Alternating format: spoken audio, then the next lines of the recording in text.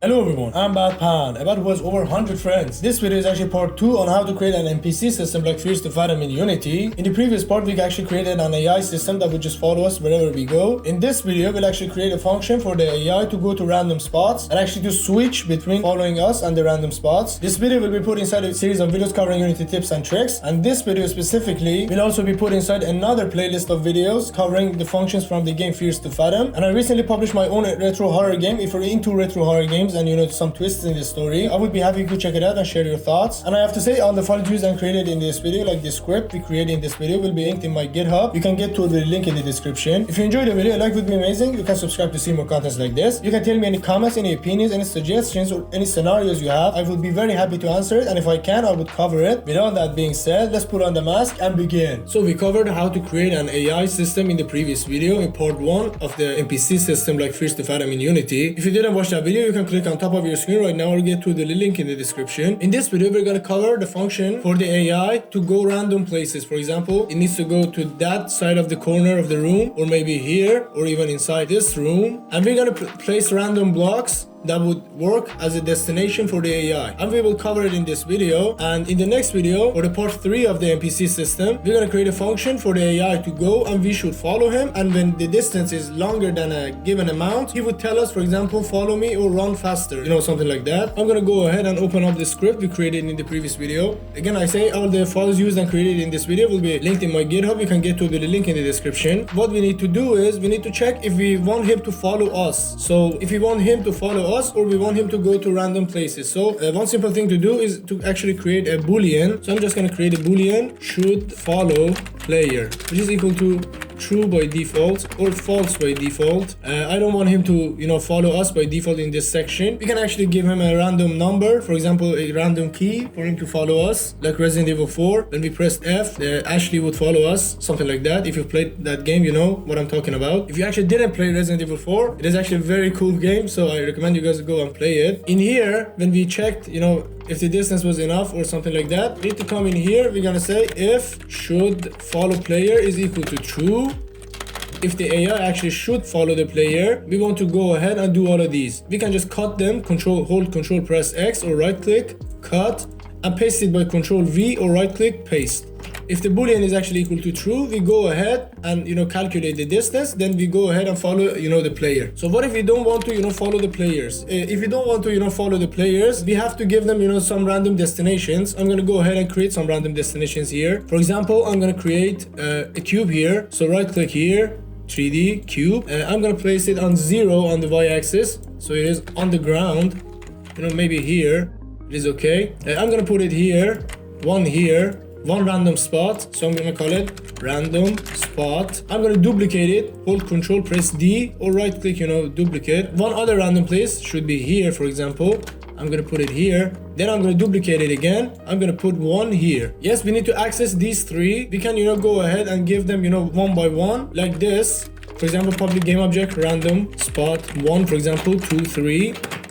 But it is not okay when you want to put multiple like 10 or 11 random spots. You don't have to make 11 of them. What I recommend is actually put them inside an array. And I actually told you guys before what an array is, but I'm gonna again explain it. Easy for the guys who don't know it, the way I understood it, which is actually easy. So we're gonna say public game object, you have to put this in front of it to make it an array, and I'm gonna call it random spots.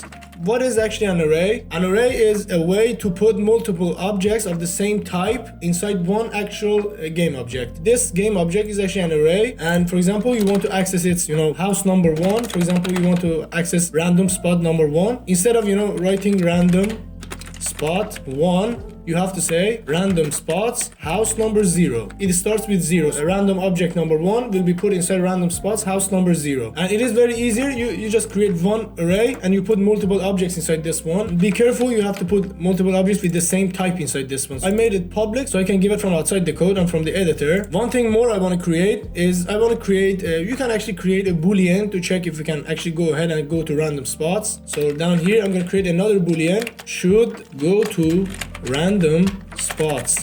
This is equal to false again. I'm gonna make it true here because we want to go to random spots. Then under the if should follow play or up of the follow play, it doesn't matter. We're gonna say if should go to random spots is equal to true. Then we go ahead and go to the random spots. We need to check which random spot we need to go to. So we're gonna do it like inside an if statement. We need to actually know which random spot we want to go to. So to actually know that, I'm gonna create an integer. So I'm just gonna say private integer. So private integer, I'm gonna call it random spot number, which is equal to 0 by default. And I want, num1 to be random spot 1, and num2 to be random spot 2, and number 3 to be random spot 3. When my integer is equal to 1, I want the AI to go to random spot number 1. And that is the reason I made it an integer and not a boolean, because a boolean would actually just create 1 for each of these. I'm gonna say, for example, if random spot number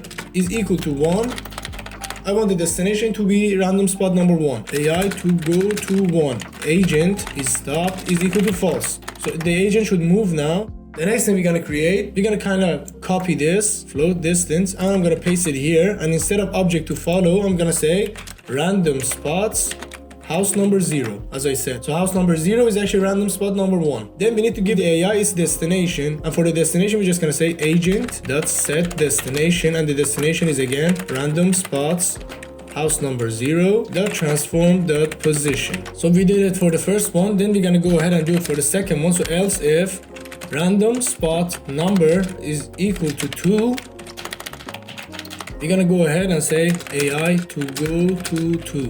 Again, agent dot is stop equal to false. We have to kind of do the same thing. We can just copy these two and paste it here. Instead of house number 0, you have to put house number 1. And that is everything you have to do. Random spot number is equal to 3. We need to go to 3, and we can just copy all of this and put it here. Every time you see 2, just put it 3. House number 1, house number 2. After knowing which random spot we want to go to, so in here we're gonna say if distance is less than, for example, 2, we want the agent to stop. So agent.stop true, animator.set integer, give the C a value of 0, like the last video. We put it on idle animation. That's exactly how to do it. Then we're gonna say else if distance is bigger or equal to 2, we want him to walk.